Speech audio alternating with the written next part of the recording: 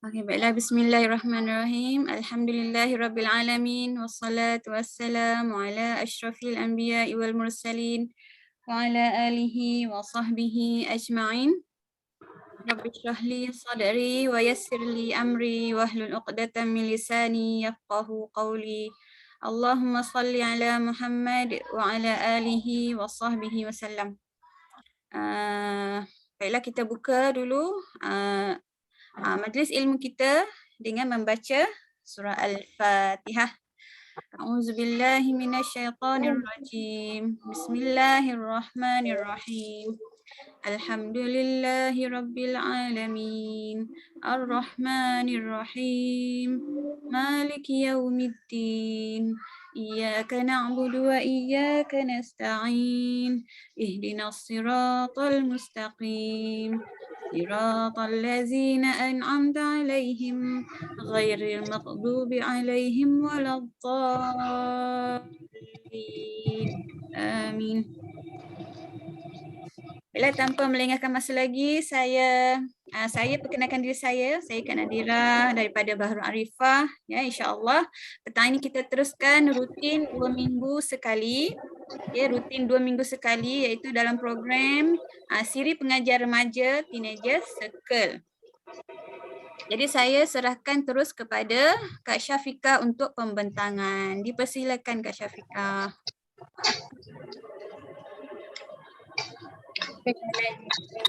Tadi mungkin saya masih baru di sini. Baru time jadi moderator je.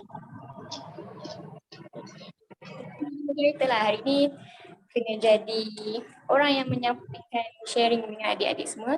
Okay, jadi ahlan wa sahlan saya ucapkan kepada semua yang dalami adik-adik semua. Alhamdulillah hari ni kita boleh kumpul lagi sama-sama walaupun hanya di alamannya hanya nampak situ.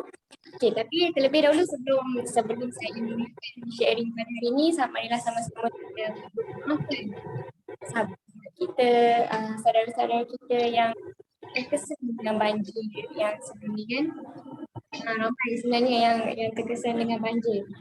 Jadi kita ambil di sini untuk sama-sama mendoakan sahabat-sahabat kita agar urusan mereka dipermudahkan, agar gantikan kehilangan mereka dengan sesuatu yang lebih baik, dan juga supaya Allah menempatkan mereka yang pergi kerana banjir ni kerana orang-orang yang beriman. Okay, tanpa membuangkan masa, kita mulakanlah hari ni. Tajuk kita hari ni Fun, Food and Fashion. Jadi kita nak cakap pasal apa hari ni? Boleh tak kita kalau saya nak berinteraksi? Kak Nadira boleh tak Kak Nadira? Boleh, silakan. Adik-adik pun saya nak ada dengar suara banyak Kak kan? Semua muda-muda kan? Lagi muda daripada akak kan, kalau ada yang lebih okay. Jadi hari ni akak nak adik-adik semua berinteraksi, okay? Okay, so hari ni it's fun, food and fashion. Siapa tahu pasal apa? Agak-agak pasal apa?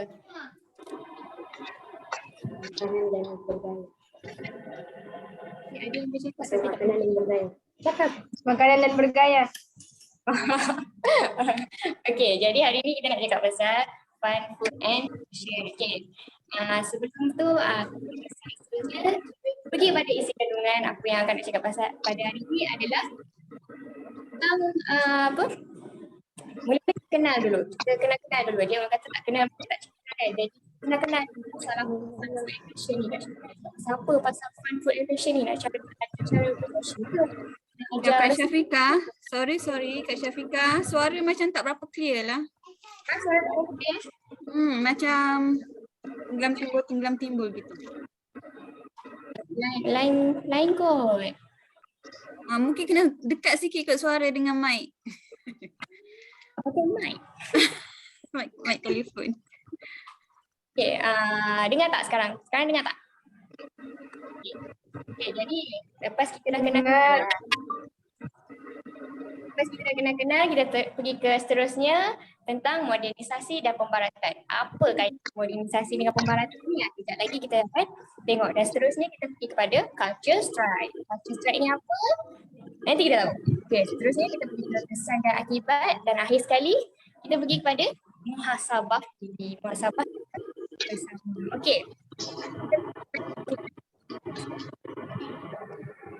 Kenalan ni, okay, hari ni session ni dia tu biasa kan dengan kita kan, makanan, hiburan dan juga fashion ni sangat biasa dengan kita. Sebab apa? Sebab semua orang perlu makanan, semua orang perlukan pakaian, tak kira lah tua ke muda, semua orang memerlukan untuk makan, semua orang memerlukan untuk pakai baju dan juga semua orang perlukan keseronokan. Siapa perlu rasa seronok? Siapa suka rasa seronok? Semua orang suka rasa seronok. Jadi kita nak cakap tentang tiga tu lah.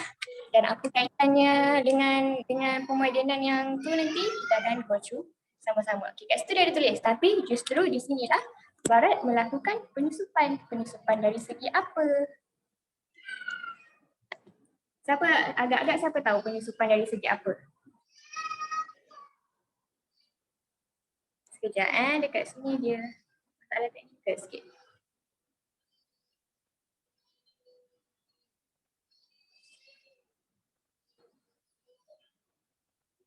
Ya.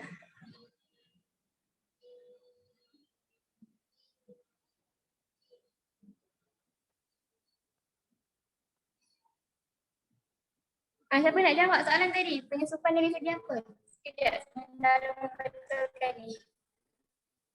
Daripada fashion pakaian. Oh, pandai lagi. Lagi. Sekejap tak nampak pula mana slide dia.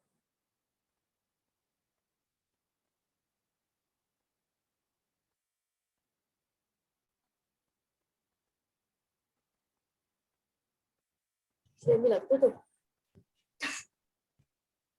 Bila aku tutup. Tutup tu. Okey. Aduh. Sorry ya.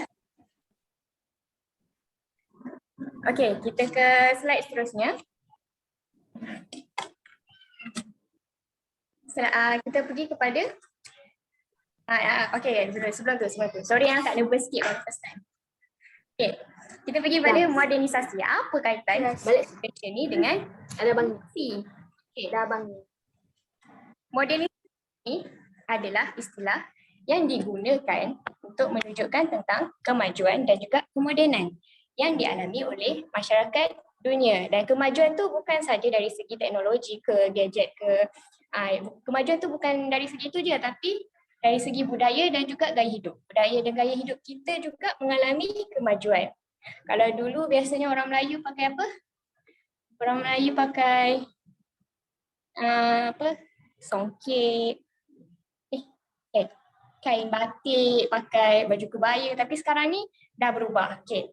Jadi kemajuan ni bukan hanya dari segi gadget ataupun teknologi, tapi juga budaya dan gaya hidup. Tapi disebut juga sebagai proses pembaratan. Kenapa disebut sebagai proses pembaratan? Siapa tahu? Siapa nak jawab? Siapa nak jawab? Angkat tangan. Siapa nak jawab? Cakap je. Saya mendengar di sini. Tak ada siapa nak jawab ke? Tak ada siapa nak bagi jawab? Kita tak tahu.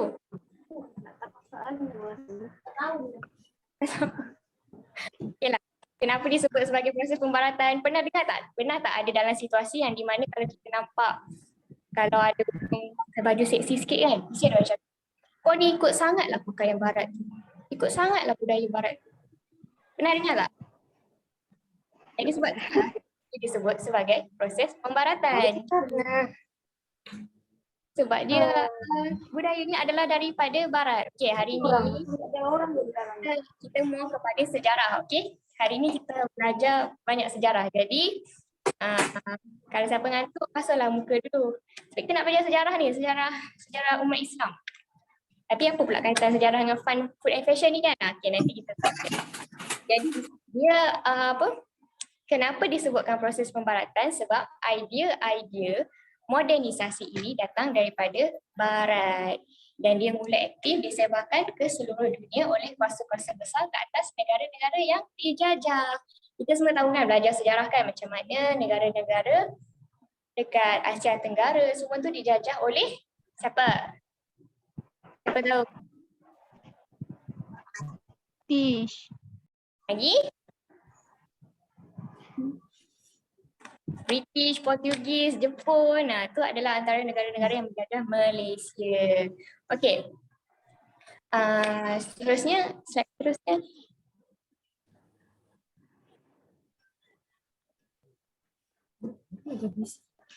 Okay. Jadi, fahaman-fahaman barat ni dia mula masuk ke Malaysia. Itu spesifik pada Malaysia lah sebab kita duduk kat Malaysia kan. Itu bermula daripada Perang Dunia Kedua dan penjajahan adalah yang kedua dalam pelaksanaan modernisasi ataupun fikiran barat ni. Kenapa penjajahan? Sebab zaman dulu kita tak ada internet, tak ada macam sekarang ni. Macam sekarang ni kita boleh jumpa secara maya. Saya boleh nampak muka adik-adik semua secara maya. Zaman dulu dia tak boleh macam tu. Jadi kalau dia nak masukkan fahaman dia nak masukkan ajaran dia kena menjajah. Dia kena menjajah. Okay, adik-adik faham tak? Sebab nampak macam ada adik-adik kecil kalau tak faham. Boleh angkat tangan ni. Okay, kita belajar sejarah hari ni. Okay, jadi dia nak masukkan fahaman dia melalui penjajahan. Sebab penjajahan tu dia masuk ke Malaysia macam tu. Sebab kalau dia tak jajah Malaysia, macam mana dia nak masukkan fahaman dia? Betul ke tidak? Betul. Jadi apa? Bila dia menjajah, bagi orang barat, dia tak cukup menjajah dengan sekadar berperang. Kan kita tengok kan macam mana Tok Nenek kita dulu melawan penjajah kan sampai ada yang meninggal melawan penjajah kan. Tengok macam mana orang dulu kalau dengar pasal Jepun ke pasal Portugis semua jadi macam takut. Ingat? Oh dulu Jepun pun Malaysia, orang ni kena bunuh, orang tu kena bunuh. Betul tak? Pernah dengar tak cerita nenek moyang? Betul. Okay. Jadi disebabkan bila mana dia menjajah secara fizikal, secara berperang, rakyat ni dia akan bangkit. Siapa sini form 3? Siapa yang dah melepas form 3? Belajar sejarah tak? Belajar sejarah tingkatan 3 macam mana tokoh-tokoh perjuangan memperjuangkan kemerdekaan kononnya. Okey, dalam sejarah form 3 kita akan belajar tentang Tok Janggut, tentang Retap, tentang Mat Kilau yang memperjuangkan, yang melawan Portugis, melawan penjajah. Betul kan? Betul. Sebab akak nampak adik-adik ni macam masih lagi kecil. Jadi akak risau nak bagi berat sangat. Jadi akak cuba simplify apa yang akak cuba cakap hari ni. Okey. Jadi menjajah secara fizikal tidak boleh maksudnya bila dia Portugis atau British ni dia menjajah secara fizikal, umat tu, orang tu akan bangkit melawan dia. Macam mana kita tengok Tok Janggut bangkit melawan British, melawan penjajahan. Kita tengok banyak tu bangkit melawan penjajahan. Tapi jadi benda tu tak boleh jadi. Bagi Barat benda tu tak boleh jadi. Kalau kita lawan fizikal dia, mesti dia orang akan lawan. Dia orang akan lawan kita balik. Jadi dia memulakan satu perlawanan yang orang tak boleh lawan balik, iaitu perang apa? Perang pemikiran. Jadi penjajah ni dia menggunakan perang pemikiran untuk melemahkan umat Islam. Perang pemikiran tu macam mana? Perang pemikiran tu sedikit demi sedikit dia mengubah cara pandang seorang Muslim terhadap agama Islam. Betul? Faham tak setakat ni? Okey. Dengan menggunakan cara itu, dengan melawan perang pemikiran itu, umat Islam ni kalau dia kena apa-apa pun dia macam tak bangkit. Dia dah lemah, pemikiran dia tak rasa dia tak rasa apa perlu lawan sebab dia dah rasa benda tu biasa. Apa dia fahaman-fahaman atau peran-peran yang dimasukkan adalah liberal. Pernah dengar tak perkataan liberal? Nah, Sekularisme. Pernah dengar tak? nah, Semua. Pernah kan? Islam moderate. Semua tu.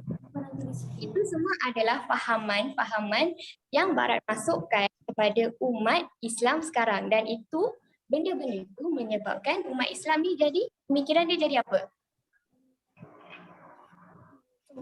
Jadi lemah. Pemikiran dia jadi dia tak memperjuangkan Islam sampai sekarang ni. Kalau kita tengok apa-apa yang terjadi sekarang ni semuanya dinormalisasikan. Kita tengok yelah. Sekarang ni apa kemaksiatan yang dinormalisasikan? Siapa tahu? Tak dengar. Benda apa yang biasa? Yang dosa tapi orang rasa biasa sangat? singkat. Tudung singkat. Bercinta. Maksudnya ni lah. Maksudnya tak benda tak orang yang sempurna lah. Macam tu lebih okay. Betul tu betul. Lagi juga macam couple. Benda tu dah jadi macam normal. Adalah sebab pemahaman yang Barat masukkan. Sedangkan di dalam Islam, Allah dah menyuruh kita untuk menjauhi zina. Jadi couple tu termasuk lagi mendekati zina. Tapi zaman sekarang ni disebabkan pahaman-pahaman itu masuk ke dalam pemikiran kita, kita dah rasa biasa. Kita dah rasa macam kalau nampak kawan kita couple, kita rasa macam sweetnya, kita rasa macam aku nak juga macam tu, betul tak? Siapa dia rasa macam tu? Tak ada.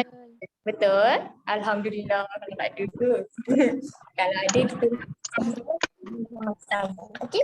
Okey, seterusnya. Okey guys.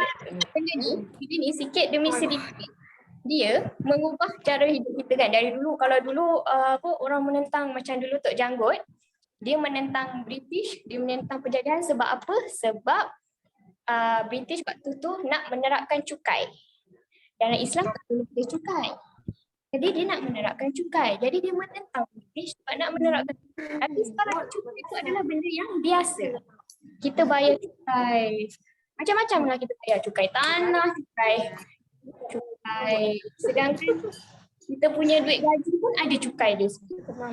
Pendapatan semua ada cukai. Jadi benda tu dah biasa. Sampai orang tak rasa benda tu sebenarnya tak boleh. Betul tak?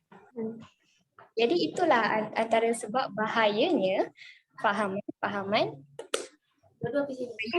pemikiran yang cuba Barat masukkan ke dalam umat Islam. Okey, sekarang kita pergi pada culture strike towards Muslim.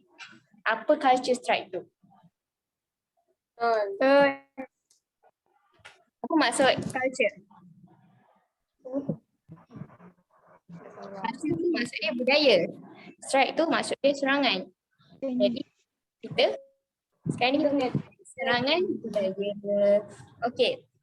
Bila kita belajar sejarah lagi bila mana Barat masuk, Barat masuk ke dalam Malaysia, dia takkan tinggalkan Malaysia macam tu je. Dia takkan apa? Oh, dia dah masuk Malaysia, dia takkan biar Malaysia macam tu je.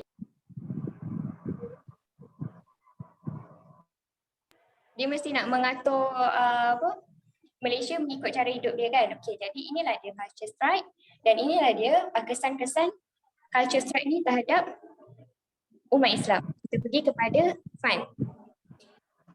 Fun ni semua orang suka. Betul? Dan nama pun fun kan? Benda-benda yang gembira. Siapa tak suka? Saya suka. Saya suka gembira. Adik-adik pun dia suka gembira. Siapa je yang nak sedih sentiasa? Tak ada. Dia mesti ada nak rasa gembira. Mesti nak rasa rasa yang ketawa, hilang stres, apa semua mesti nak ada kan. Dalam Islam, boleh ke tidak berhibur?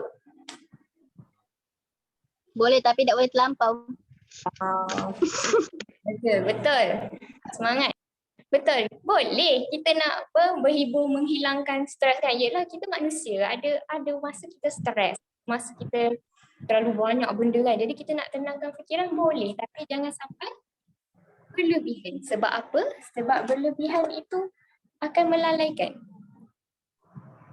Mana melalaikan? Kadang-kadang bila manusia ni, bila dia dah seronok, dia lupa. Dia lupa yang sekeliling dia. Betul tak? Dia kadang dia dah macam Betul. Akak bagi contoh bagi contoh. Sebab fun ni bukan setakat macam dulu. Kalau dulu akak ingat fun ni hanya pergi konsert tau. Dulu ingat macam tu. Fun ni pergi konsert, dengar orang lagu, artis nyanyi kan. Ingatkan fun tu je. Sebenarnya fun ni dia banyak benda. Fun ni olahraga termasuklah dalam fun. Contohnya, bila Malaysia lawan Indonesia buat kat stadium Bukit Jalil. Tahu tak keadaan Malaysia waktu tu? Keadaan Malaysia waktu tu, Bukit Jalil contohlah, Malaysia lawan Indonesia, bola sepak, dia buat dekat stadium Bukit Jalil. Pukul 1 tengah hari, stadium Bukit Jalil tu dah penuh dah dengan orang. Dah penuh. Yelah dia nak tengok bola kan, walaupun game mula pukul 8, tapi stadium Bukit Jalil tu, pukul 1 dah penuh dah dengan orang. Itu baru dekat dalam stadium. Belum lagi orang yang besar-besar daripada Johor nak datang nak pergi stadium kan, nak tengok kan. Kadang-kadang dari pagi dia orang dah ada. Kalau daripada pagi dia orang dah ada sampai ke malam, sampai ke habis game dia orang kat stadium tu, bila je dia orang solat? Nampak tak macam mana game olahraga tu pun boleh melalaikan kita? Betul tak? Akak pernah pergi stadium Bukit Jalil kan. Walk kot. Kena pergi. Waktu tu rombongan sekolah. Kita orang pergi pukul 11 dan sampai situ.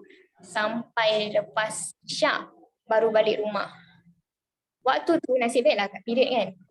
Tapi seramai-ramai manusia dekat stadium tu, stadium yang sebesar sebesar Bukit Jalil tu, dia punya surau kecil, celurit je. Lagi kecil daripada rumah akak sekarang. Rumah akak sekarang ni tak adalah besar, tapi tak adalah kecil juga. Tapi dia punya surau untuk solat lagi kecil. Sebesar-besar stadium tu, dia punya surau tu kecil. Dan boleh kira berapa kerat dia yang pergi solat tu. Sementara dari pagi tu sampai ke malam, orang semua duduk dekat stadium tu je. Tak ada pergi solat pun, nampak tak? Orang tu sebenarnya melalaikan. Dan terlalu berlebihan memang boleh melalaikan. Bukan setakat olahraga, musik, game, filem. Kalau tengoklah apa sekarang ni kan, dulu pun akak pernah buat jugalah. Kalau ada drama pukul 7 ke kan, dah masuk maghrib masih lagi depan TV tengok drama. Benda tu semua melalaikan. Macam apa? Pun sama. Main game. Kadang dah masuk waktu pun masih lagi sekejap-sekejap nak lawan lagi. Tengah battle ni. Tak boleh kacau. Jadi benda tu sebenarnya melalaikan. Hiburan tu boleh. Kan tidak melalaikan dan tidak membuatkan kita terjerumus kepada kemaksiatan. Macam mana terjerumus kepada kemaksiatan tu? Contohnya, kalau akak tahu kat sini masih ada yang ramai minat K-pop kan? Betul tak? Tapi ada minat Ramai. K-pop.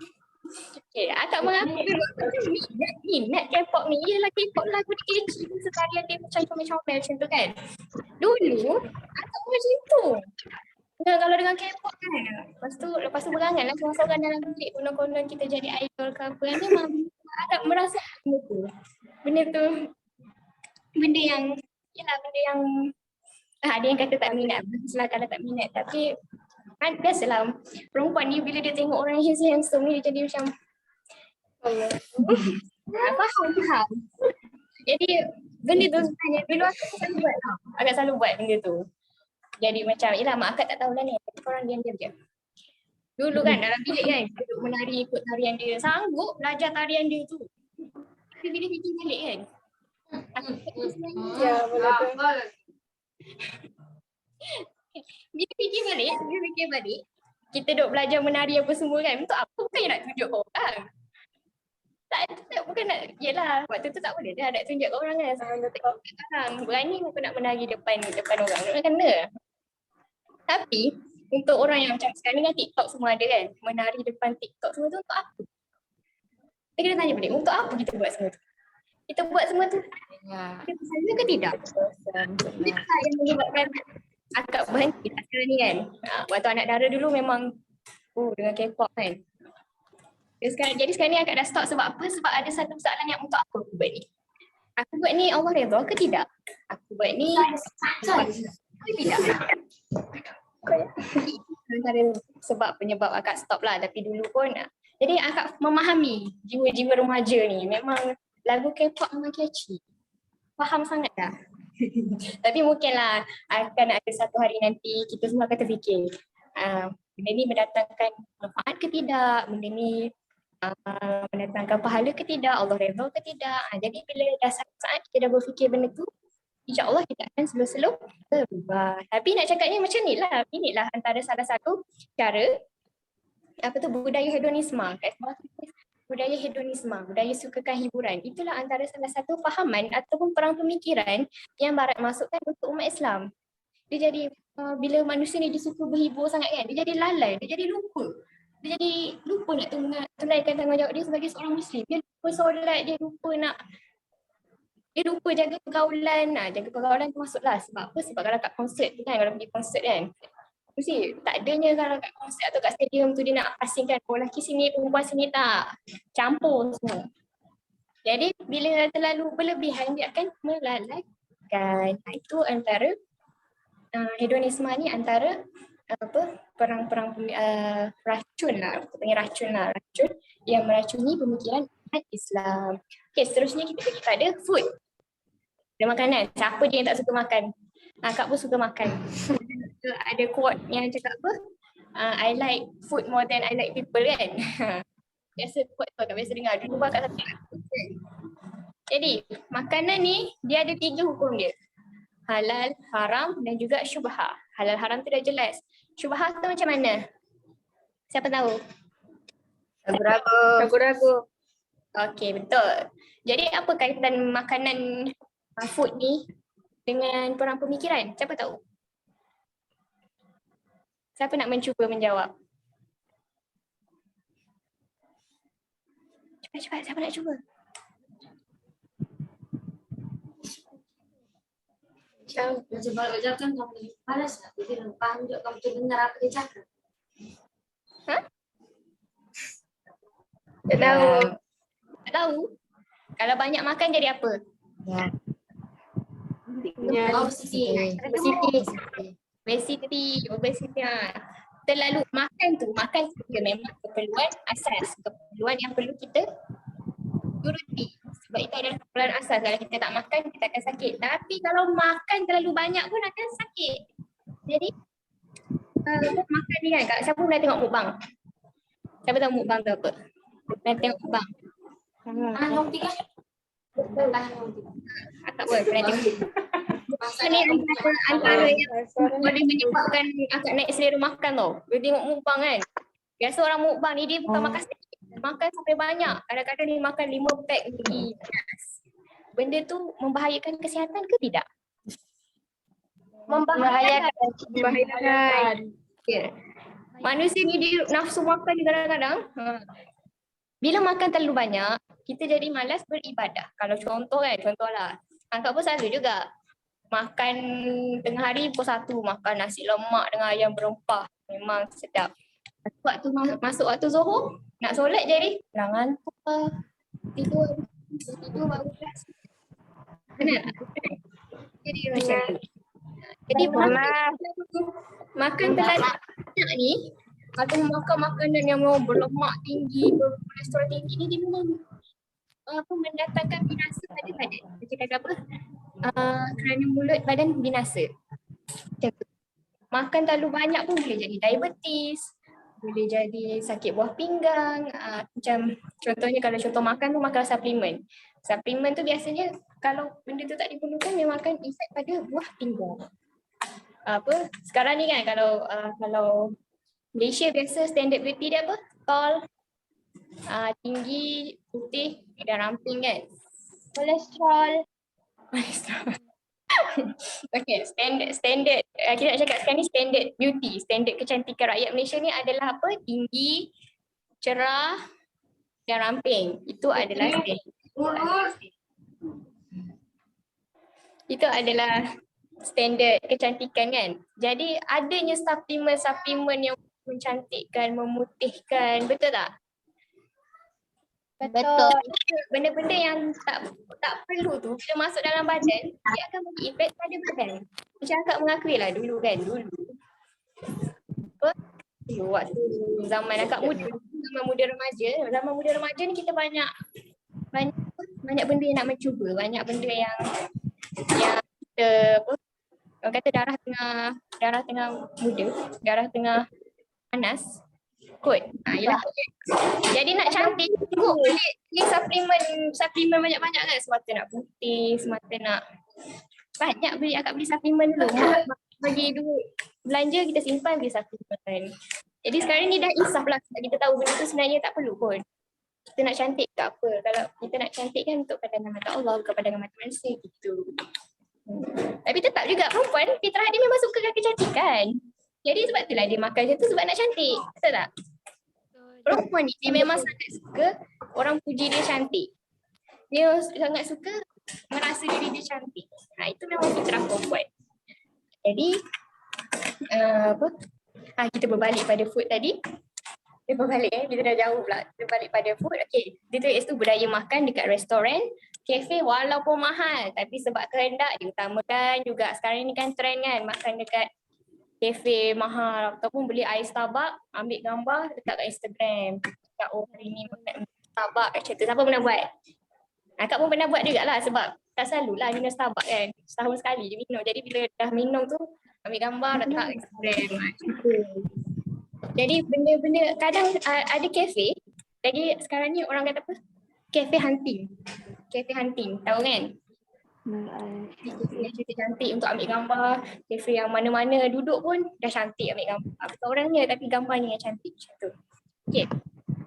Ada kafe yang ada satu kafe ni, viral kafe tu yang memang cantik, penuh dengan bunga-bunga. Lagilah perempuan suka kan, memang penuh dengan bunga-bunga tapi dalam tu dihidangkan arak. Dia pampang arak kat situ tapi ramai orang umat Islam yang masuk. Sebab apa? Sebab nak trend, sebab ikut trend. Sebab ambil gambar kat situ cantik. Jadi sebagai umat Islam kita boleh masuk ke tidak kedai itu? Tidak. Sebab apa? Haram.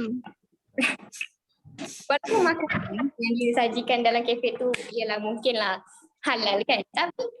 Tapi kafe tu dah jelas tempat arak dekat situ. Kita sebagai umat Islam kena menjauhkan tempat-tempat yang ada arak kat situ. Jadi kadang-kadang orang ni sebabkan dia nak estetik, orang kata Instagram dia estetik gitu, dia tak peduli semua tu asalkan ada buat gambar dekat kafe ni, aku dah pergi kafe ni, asalkan ada gambar dia yang cantik kat kafe ni. Okay, faham setakat ni? Seterusnya kita pergi pada fashion. Fashion ni paling senang untuk perempuan terpengaruh. Lelaki pun boleh terpengaruh tapi kat situ gambar semua perempuan. Sebab perempuan paling senang terpengaruh dengan fashion. Betul ke tidak? Apa setuju? Betul. Perempuan ni kan, contoh dalam grup WhatsApp. Ada nampak Senah post gambar, dia post gambar jubah kepuk-kepuk, bila pusing dia berkembang semua. Kami kita pun ikut. Jadi lepas tu si Maznah ni pun tanya, kau beli kat mana jubah tu? Nampak tak dia punya terpengaruh tu? Senah ni dia post je gambar dia dengan jubah tu kepuk-kepuk, bila pusing dia berkembang. Maznah terus tanya, kau beli kat mana jubah tu, cantik lah. Nampak tak betapa senang dia terpengaruh. Fashion jadi dia more kepada perempuan lah sebab perempuan ni nafsu dia banyak Jadi dia sangat senang terpengaruh dengan gadget ke. Gadget pun boleh juga. Kadang kita boleh tengok ada orang ni dia tengok jiran dia beli TV baru, dia pun nak beli TV baru. Macam tu. Fashion ni dia more pada trend. Jadi kenapa Kak cakap dia antara satu senjata, maksudnya racun yang berbahaya untuk pemikiran umat Islam. Sebab apa? Sebab dia akan terkejar-kejar untuk mengikuti trend. Dia tak fikir dah benda tu membazir ke, tak membazir ke. Yang penting dia nak mengikuti trend. Betul tak? Okay, macam contohnya kita tengok saya hijabista, orang dekat Instagram duk gambar kemarin kan pakai shawl, belit-belit sini, pinless, tak pin. Lepas tu dengan gaya fashionnya macam tu. Jadi kita pun nak tiru. Kita pun nak tiru gaya fashion tu. Tapi syar'i ke tidak? Nampak cara gaya fashion tu adakah mengikuti apa yang Allah tetapkan ke tidak? Tidak. Ya ke? Ada je yang mengikuti syar'i. Tapi bertabarut juga tidak. Kena tengok juga benda tu. Tabarruj. Akak jugalah sebab akak pun pada remaja macam korang kan. Akak ni masih remaja lagi. Jadi kadang bila kita tengok, kita tengok kan orang yang cantik-cantik dekat Instagram tu, pakai cantik-cantik kan kita pun nak tiru kan. Betul sebab akak pun macam tu juga nak tiru cara dia berpakaian, cara dia belit-belit shawl. Benda siap tengok tutorial lagi dekat YouTube cara belit shawl macam ni macam tu. Memang ada, akak pun dulu macam tu tapi dulu bila akak buat macam tu, abang akak garang tau. Contohnya bila akak pakai shawl yang berbelit sikit kan, abang akak tegur. Pergi tukar sekarang. Walaupun dah kat luar tu, pakai jubah yang cantik sikit, pergi tukar. Dia tak bagi kadang dia nak merealisasikan untuk bercantik-cantik tu, tak boleh. Jadi sebenarnya bersyukur juga lah macam tu kan. Walaupun waktu tu jiwa memberontak, cakap aku ni pakai cantik-cantik tak boleh. Mesti kena halak. Jadi sampai kadang-kadang ada masa nak pakai cantik-cantik tak dapat dengan abang akak. Sebab kan tahu kalau akak pakai cantik, abang akak suruh masuk tukar baju. Itu zaman nak memberontak lah. Tapi sekarang ni bila fikir balik, alhamdulillah abah menjaga pemakaian kita kan. Macam tu. Jadi yang memang perempuan memang sangat banyak terpengaruh dengan fashion yang up to date. Kadang macam tadi siapa cakap tadi, tudung singkat, tak tutup dada, just belit macam tu, tutup leher je. Ada yang just pakai turban, lepas tu nampak rambut, entah dia punya main point nak pakai apa. Kan sepatutnya aurat itu menutup, tudung itu menutup rambut dan juga dada kan. Tapi kalau dah pakai tudung just tutup rambut tapi rambut depan nampak, leher nampak tu apa poinnya? Macam tu kan. So bila kita tegur, kita lah pula kena marah cakap. Tegur masing-masing lah, tubuh masing-masing lah, inilah. Jadi itulah fashion ni lah yang paling senang sekali, racun yang paling senang sekali remaja muslimah termakan. Semua dah pernah termakan racun kan? Betul tak? Itu belum ada yang pernah termakan. Betul. Betul semua. Yelah. Termakan semua racun tu. Akak pun pernah termakan juga racun tu. Jadi itulah salah satu. Kami selalu Kak. Selalu. Okay, slow kita berubah. Okay, seterusnya kita pergi pada kesan dan akibat modernisasi. Semua tu ada kesan. Apa yang kita buat, semua tu ada kesan dia. Kesan dia pula bukan pada individu kita sahaja. Kesan apa yang kita buat bukan kena pada diri kita je. Tapi kena juga kepada pada masyarakat dan juga negara. Tapi kita tengok dulu kesan dia pada individu muslim. Kesan dia yang pertama, semakin jauh dan lupa ajaran Islam. Kenapa semakin jauh? Siapa nak jawab? Siapa nak jawab kenapa semakin jauh? Tidak mengikut syariat Islam.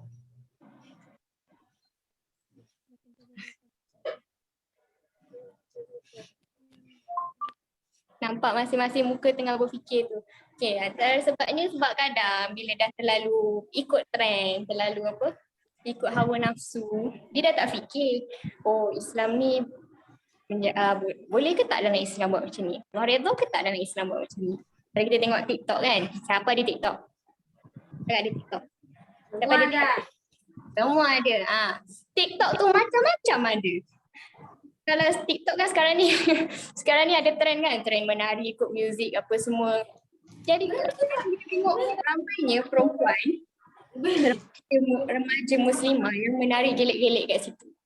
Jadi dia lupa sebenarnya muslimah itu dia tidak boleh mempamerkan tarian yang menggairahkan, tak boleh mempamerkan aurat dia. Jadi bila kesan modernisasi terhadap umat Islam jadi semakin lupa, semakin jauh dengan ajaran agama Islam. Allah menyuruh perempuan itu untuk menutup aurat dia, untuk menjaga dia punya kehormatan, tapi kesan modernisasi ni dia, wanita tu sendiri dia menjatuhkan martabat dia. Wanita tu sendiri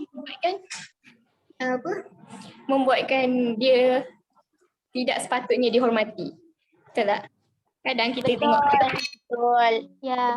ada orang yang seksi-seksi kan kat TikTok kan. Menari jelek bagai kan. Lepas tu bila ada yang tegur, lepas tu cakap, oh kubur masing-masing. Tu je lah ayat dia. Lepas tu bila kita tegur cara pemakaian yang tu pun cakap, oh nanti dah tua-tua, dah nak mati nanti berubah lah. Dan, itu penyebab dia identiti Muslim semakin terhakis dan juga musnah. Kenapa terhakis dan juga musnah? Okey, saya nak tanya. Bagi korang, orang Muslim tu macam mana? Menutup Seorang aurat. Muslim macam mana?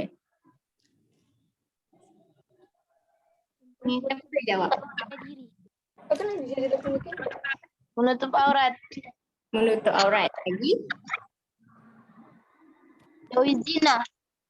Jauhi zina. Okey. Lagi? Ini perintah Allah. Ya, betul. Yang Muslim itu Jaga maruah masing-masing.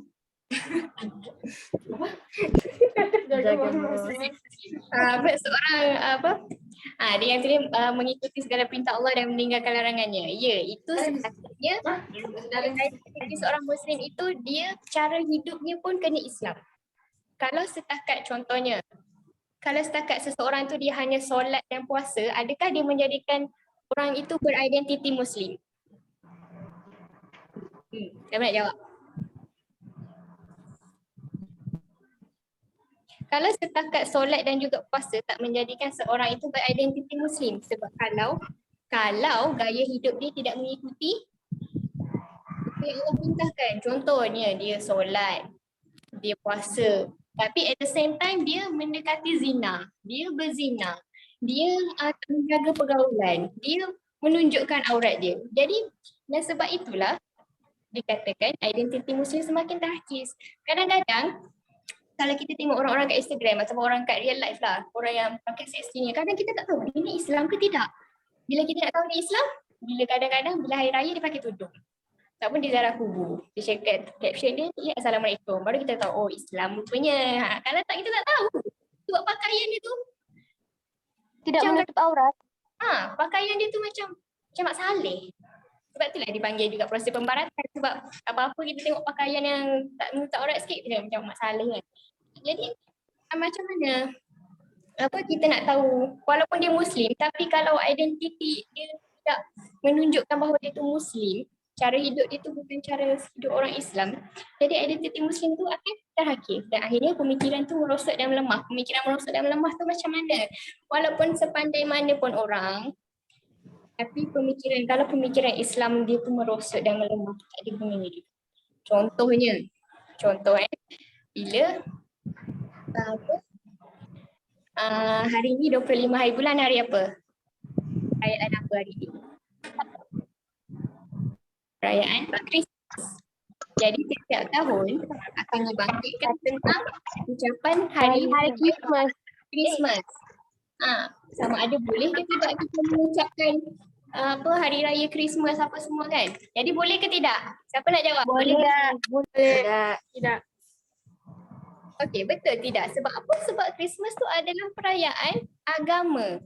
Sebagai seorang Muslim, sebagai seorang yang beriman kepada Allah, kita sendiri tahu Allah itu tidak beranak dan tidak diperanakkan. Jadi perayaan kita tidak boleh sesuka hati mengucapkan selamat hari Christmas kepada orang bukan Islam, orang Kristian. Sebab ucapan selamat hari Christmas itu sama macam mengakui bahawa Nabi Isa itu anak Allah. Jadi sebagai umat Islam yang beriman kepada Allah, kita tidak boleh mengucapkan benda tu. Tapi disebabkan sekarang ni pemikiran liberal masuk ke dalam umat Islam, certain umat Islam lah, adik-adik ni insyaAllah sebab semua tahu tak boleh kan. Dia boleh rasa macam sekadar ucapan je, ucap je lah, bukannya boleh merosakkan akidah pun. Dia boleh cakap toleransi lah, ucap je lah. Dia mengurangkan akidah pun. Betul ke tak mengurangkan akidah? Sedangkan ucapan itu sendiri sebenarnya telah mengakui bahawa Nabi Isa itu adalah anak Allah. Jadi sebenarnya benda tu jadi bila terlalu pemikiran liberal ni dah masuk, dia tak fikir benda tu tak boleh sebenarnya. Sebab telah dikatakan pemikiran merosot dan juga melemah. Faham ya? Okey, faham ya? Lepas ni jangan ucap, okey? Boleh ucap. Okey, seterusnya kepada komuniti Muslim. Macam Kak cakap tadi, benda-benda ni dia tidak efek pada individu semata tapi juga kepada komuniti Muslim dan juga negara. Yang pertama, tak mampu melakukan amal makruf nahi munkar. Kenapa tak boleh? Sebab kalau kita tegur je, kau ni jangan tegur lah, jagalah kain kau sendiri. Jagalah tepi kain kau sendiri. Bila kita tegur je, kubur masing-masing. Dah semua tahulah dia nak taubat nanti. Siapa pernah mengalami pengalaman macam tu? Bila kita tegur je terus kena marah. Betul tak? Betul, pernah? Betul. Betul, memang betul. Kamu pernah juga bila kita tegur orang buat salah, tiba-tiba kita pula kena marah. Suruh dia, orang tu suruh kita jaga tepi kain sendiri kan. Tapi sebenarnya tak boleh macam tu. Kenapa? Sebab amal makruf nahi munkar tu perlu. Sebab kalau kita baca teladani satu hadis ni, ada satu hadis ni Rasulullah bagi tahu umat Islam tu diibarat sebuah kapal. Dia adalah sebuah kapal. Dalam sebuah kapal tu dia akan ada dua deck, bahagian atas, bahagian bawah. Jadi akan ada orang di bahagian atas dan di bahagian bawah. Bawah. Bahagian bawah ni kalau dia nak minum air dia kena naik atas. Okey? Dia kena naik atas. So orang bahagian bawah ni dia fikir, aku tak naklah susahkan orang atas tu. Jadi kalau aku nak minum air aku tebuk je lah kapal tu. Kalau orang atas membiarkan orang bawah menebuk kapal tu, apa akan jadi? Tenggelam. Itulah perumpamaan yang Rasulullah bagi pada umat Islam. Kalau orang atas tak menegur kesalahan orang bawah, semuanya akan tenggelam. Macam itulah yang terjadi pada umat Islam sekarang ni. Bila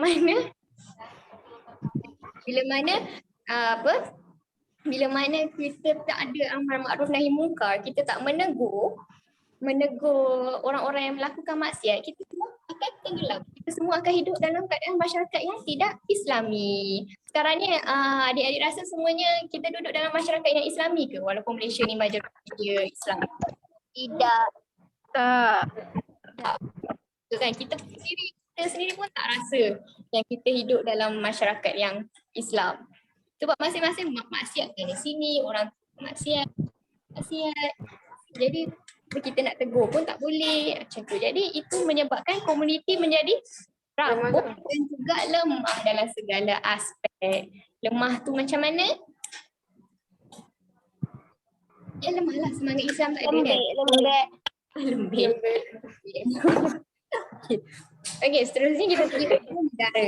Pada negara ni sebenarnya kita patut cakap pada pemimpin lah kan, sebab dia memimpin kan. Sepatutnya cakap pada dia lah. Jadi pada negara tu akan suka maju. Sebab apa?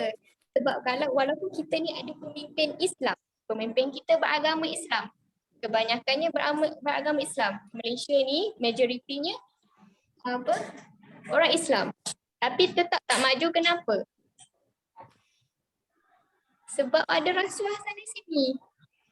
Ada corruption. Sana sini ada corruption. Rakyat bukan dari peringkat masyarakat, tapi di peringkat kepimpinan tu ada corruption tu, ada kerosakan, ada rasuah berlakunya, ketidakadilan dalam undang-undang. Jadi sebab itulah negara tak boleh maju. Sebab semuanya rosak. Tengok macam mana masa banjir kan, kita tengok marahnya rakyat Malaysia dengan para pemimpin. Sebab apa? Sebab menjaga rakyat. Para pemimpin dia tak pentingkan rakyat, dia pentingkan duit dia dengan jawatan dia je. Sebab itulah negara tak boleh maju. Pentingkan diri sendiri. Ya betul, dia pentingkan diri dia sendiri. Sebab tu negara tu tak boleh nak maju. Pemimpin lebih utamakan hiburan dibandingkan. Kita tengok macam mana waktu rakyat tengah hadapi banjir, pemimpin boleh lagi duduk dekat hotel, makan kek, main bunga api, semua kan. Dia tak peduli. Dan negara akan berterusan dijajah dari segi pemikiran.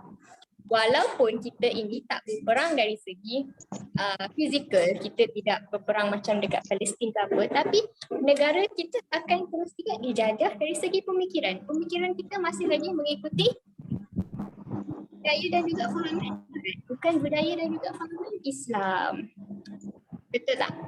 Setakat ni faham Betul. Betul. Alamak. Okey, seterusnya kita pergi kepada sedar dan bangkit.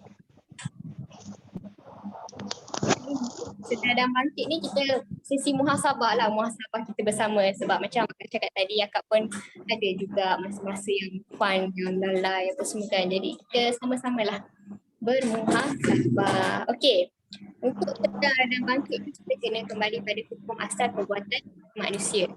Hukum asal perbuatan kita sebagai umat Islam, kita terikat dengan hukum syarak. Hukum syarak. Hukum syarak adalah dan juga arahan Allah. Apa yang Allah suruh, apa yang Allah larang, itu kita sebagai umat Islam terikat dengan benda tu. Apa-apa yang kita nak buat, kita terikat dengan benda tu. Okay? Okay, first of all, kita kena tahu tiga persoalan ni. Dari mana kita datang? Dari mana kita datang? Tanah. InsyaAllah. Dari Allah. Okay. Apa tujuan kita hidup kat dunia ni? Siapa tahu? Beramal. Jadi khilafah. Beramal. Ya. Tujuan kita hidup kat dunia ni untuk beribadah kepada Allah. Sebab apa beribadah kepada Allah? Sebab Allah lah yang menciptakan kita. Bila Allah menciptakan kita, dan tentu-tentulah tujuan kita hidup kat dunia ni untuk beribadah kepada Allah. Akan ke mana kita setelah mati? Tempat kembali kita cuma dua, syurga dan juga neraka. Jadi sebab itulah pentingnya dunia ni. Dunia ni penting sebab dunia ni lah yang akan menempatkan kita nanti dekat akhirat, sama ada di syurga ataupun neraka. Jadi kalau kita nak masuk syurga, apa yang kita kena buat? Kita kena buat semua Beribadah. Banyak beribadah. betul. Kita kena ikut semua perintah Allah dan juga menjauhi larangan Allah. Okey, jadi standard asas perbuatan manusia ni, perbuatan umat Islam lah. Kita terikat. Kita nak makan ke, kita nak beribadah ke, kita nak buat segala sesuatu, semuanya kena kita kena tengok. Kita kena ada hukum dia. Semuanya ada hukum dia. Kita tak boleh main bedal je. Kita tak boleh contohnya nak makan. Kita tak boleh sesuka hati makan semua benda, tak boleh. Ada hukum halal dan haram dia. Kita nak buat sesuatu. Contoh, kita nak buat apa contohnya? Buat sesuatu lah.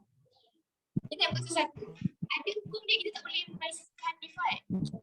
Contohnya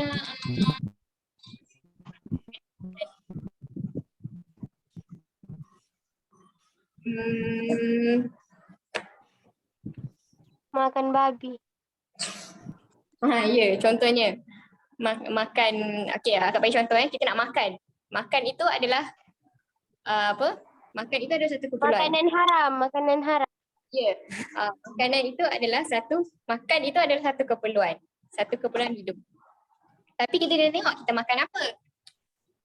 Allah bagi kita makan makanan yang baik. Tapi kalau kita pilih untuk memakan khinzir, sebagai umat Islam, khinzir itu diharamkan untuk kita. Jadi kita tak boleh makan. Jadi apa pun yang kita buat, kita nak buat apa pun kita kena fikir. Adakah Allah redha atau tidak dengan apa yang kita buat. Contoh macam Kak cakap tadi. Kita menari K-pop apa semua kan. Kita kena fikir. Tak boleh. Allah redha tak apa yang kita buat ni? Contoh Akak Tidak. Okey. Jadi contoh lain lah. Contoh lain kita duk menghafal lagu-lagu K-pop ke, menghafal apa-apa lagu lah. Itu berguna atau tidak? Allah redha ke tidak kita menghafal benda tu? Jadi setiap sebagai umat Islam, apa pun yang kita nak buat, kita kena fikir, adakah benda ni mendatangkan manfaat untuk kita? Manfaat tu bukan manfaat dari segi duniawi Manfaat maksudnya pahala ataupun dosa. Dan kalau kita buat ni Allah redha ke tidak? Sebab kita hidup kat dunia ni untuk beribadah kepada Allah. Kita hidup kat dunia ni untuk meraih redha Allah. Jadi kalau untuk kita nak masuk ke syurga, kita kena buatlah apa yang Allah suruh dan tinggalkan apa yang Allah larang. Tapi sebab apa? Sebab Allah sendiri dah berfirman, apa saja yang kita buat, dalam Allah berfirman dalam surah Al-Hijr ayat 92 hingga 93, maka demi Tuhanmu kami pasti akan menanyai mereka semua tentang apa yang telah mereka kerjakan dahulu. Allah dah cakap, Allah, di akhirat nanti Allah akan tanya kita apa yang kita buat. Segala apa yang kita buat kat dunia ni Allah akan tanya. Apa? Contohnya Allah tanya kita ni buat ni untuk apa? Hari ni awak buat apa? Hari ni saya mendengar majlis ilmu. Majlis ilmu, awak dengar majlis ilmu untuk apa? Untuk menambahkan ilmu pengetahuan. Contohnya lagi, awak ada harta. Harta tu awak dapat dari mana? Ke mana awak belanjakan harta tu? Semua tu akan ditanya oleh Allah. Malu tak nak jawab depan Allah kalau kita berbuat maksiat? Malu. Jadi walaupun susah sebenarnya nak meninggalkan larangan Allah. Susah sebenarnya. Nak ikut perintah Allah tu senang. Kita nak solat, nak puasa senang. Tapi kalau kita nak kalau kita nak meninggalkan larangan Allah, susah. Betul tak? Betul. Betul. Ya ke? Okey, betul sebenarnya. Sebab apa? Contoh Kak bagi contoh. Ada seorang ni dia dah, contohnya couple. Allah dah larang kan jangan mendekati zina. Tapi kalau contoh dia dah couple, Allah larang jangan mendekati zina, adakah straight on the spot dia cakap dengan friend dia kita clash? Tak boleh Allah suruh. Adakah begitu? Susah sebenarnya. Susah sebab dia dah sayang. Sebab tu Kak cakap nak ikut perintah Allah tu senang, tapi nak meninggalkan larangan Allah tu susah. Susah. Allah itu berkaitan dengan nafsu. Manusia ni ada nafsu. Jadi bila dia mengikuti hawa nafsu dia jadi nak meninggalkan. Okay, dan seterusnya banyak ayat-ayat yang Allah ingatkan kepada kita semua supaya inilah berdekatan kepada kita. Dalam surah Al-Maidah ayat 20 Allah tanya lagi, adakah hukum jahiliyah yang kamu kehendaki? Yang mereka kehendaki. Siapa yang lebih baik daripada hukum Allah bagi orang-orang yang yakin? Dah sudah tentulah hukum Allah yang lebih baik sebab Allah lah yang menciptakan kita. Allah lah yang beritahu tentang kita. Jadi buat apa kita nak ikut hukum jahiliyah yang memang dah sah-sah merosakkan kita? Sepatutnya kita mengikut hukum Allah lah kan, sebab Allah lah yang lebih tahu tentang penciptaan dia. Okey, seterusnya juga Allah beritahu, dan jika kamu menuruti kebanyakan orang-orang di muka bumi ini, nescaya mereka akan menyesatkanmu dari jalan Allah. Mereka tidak lain hanyalah mengikuti persangkaan belaka dan mereka tidak lain hanyalah berdusta terhadap Allah. Maksud dia kat sini, kalau kita terlalu terikut-ikut dengan trend-trend sekarang ni kan, Trend TikTok. bukan, itu benda tu akan menyesatkan kita, akan menjauhkan kita daripada Allah yang kita mengakui. Manusia ni dia ada hawa nafsu dia kan, kadang-kadang lagi-lagi perempuan dia memang kadang nak ikut trend-trend yang kat TikTok semua kan, tapi kita kena ingat, benda tu kita kena ingat yang Allah redha ke tidak, kena tanya sebelum kita buat satu, kita kena tanya Allah redha ke tidak dengan perbuatan kita. Dan seterusnya dalam surah Al-Imran Allah tanya, maka apabila mereka mencari agama yang lain dari agama Allah, padahal kepadanya lah menyerahkan diri segala apa yang di langit dan di bumi, baik dengan suka maupun terpaksa, dan hanya pada Allah lah mereka dikembalikan. Jadi Allah tanya, apakah mereka mencari agama yang lain daripada agama Allah? Itu persoalannya. Mereka mencari agama yang lain daripada agama Allah. Islam tu agama yang menyeluruh. Islam tu bukan hanya setakat solat, puasa, zakat, tidak. Tapi Islam itu cara hidup. Islam itu sistem pemerintahan. Dan Islam itu Allah turunkan meliputi semua, bukan hanya solat dan puasa, tidak, tapi cara kita hidup di dunia ini juga mesti mengikuti agama Islam, mesti mengikuti apa yang telah Allah Agama masing-masing.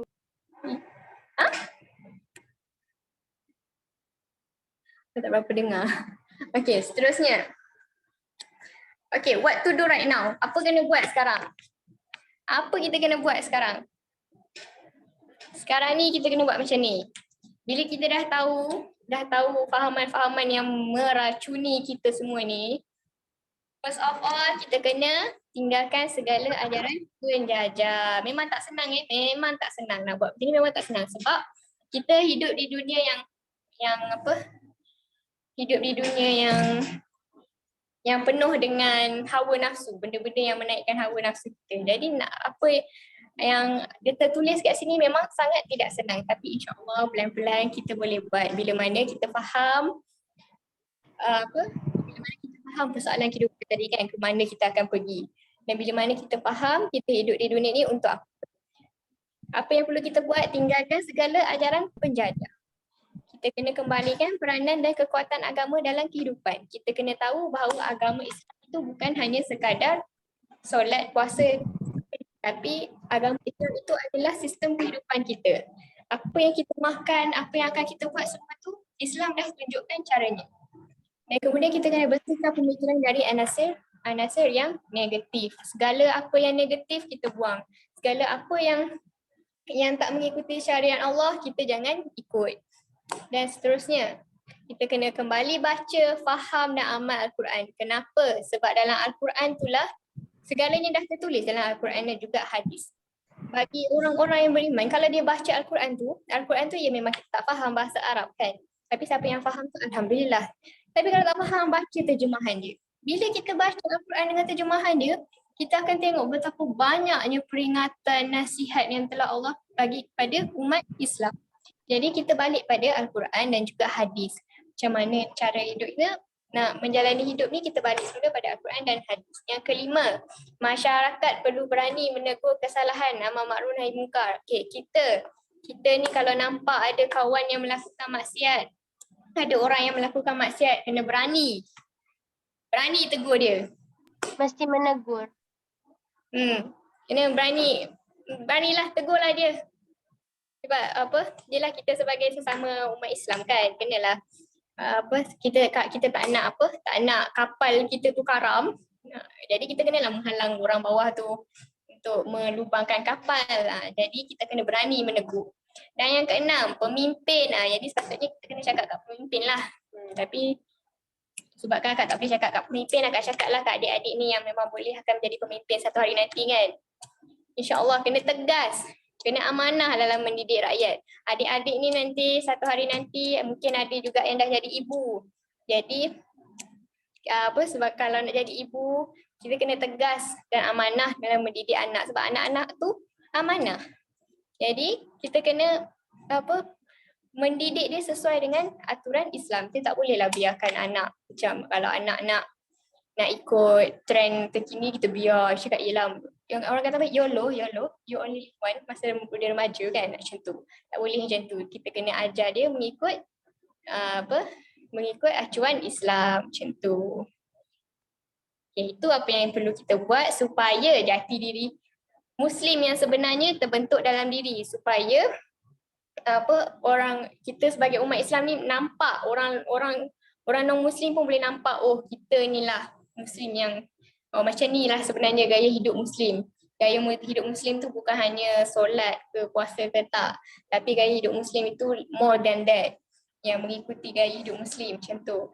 Kemudian supaya masyarakat Islam juga kuat, yang kuat dan teguh dapat dibentuk. Yelah kita nak hidup dalam masyarakat Islam kan. Kita tak nak hidup dalam masyarakat yang bila kita nak keluar kita rasa takut. Kita tak nak macam tu. Kita nak hidup dalam masyarakat yang kita rasa aman. Bila keluar kita rasa macam perempuan tu tak perlu rasa takut-takut. Perempuan tu rasa dihormati. Kita nak hidup dalam keadaan yang macam tu. Jadi sebab itulah kita kena berubah. Masyarakat itu kena merubah supaya kita dan generasi-generasi akan datang boleh hidup dalam keadaan aman, tak boleh hidup dalam keadaan yang tak ada jenayah-jenayah. Sekarang ni kan perempuan kan, even dalam rumah pun takut nak duduk kan. Macam tu, okay. Dan seterusnya supaya pemimpin dan negara menjadi negara yang betul-betul merdeka. Sebab sekarang ni kita tak betul-betul merdeka. Kita masih, pemikiran kita ni masih lagi dijajah. Jadi kita tak betul-betul merdeka sebenarnya. Okay, jadi itulah sahaja setakat hari ini. Semoga faham lah ya. Semoga faham. Sorry lah kalau membosankan ke apa, sebab kita belajar sejarah kan. Biasa sejarah ni memang agak macam tu, ngantuk sikit. Faham. Alhamdulillah kalau faham.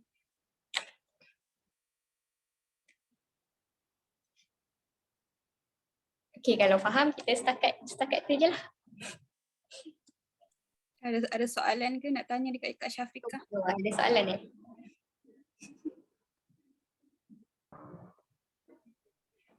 Kalau faham tak payah tanya soalan lah.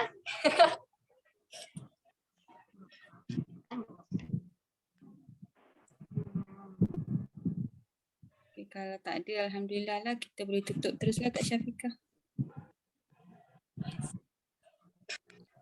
Okay, alhamdulillah. Kita akhirilah ya adik-adik semua dengan baca tasbih kafarah dan suratul As. Subhanakallahumma wa bihamdika asyhadu an la ilaha illa anta astaghfiruka wa atubu ilaik. Wal 'asr innal insana lafi khusr illa allazina amanu wa 'amilus solihat wa tawassaw bil haqq wa tawassaw bis sabr. Shadaqallahul azim. Okay, diharapkan ilmu hari ini dapat menjadi ilmu yang bermanfaat ya pada adik semua dan kakak-kakak juga. InsyaAllah nanti kita berjumpa lagi pada 2 minggu akan datang insyaAllah. Okay, terima kasih pada semua adik-adik yang menyertai majlis ilmu pada petang ini. Alhamdulillah. Okay. Bye. Okay, sekejap ya, kita ambil gambar boleh? Boleh.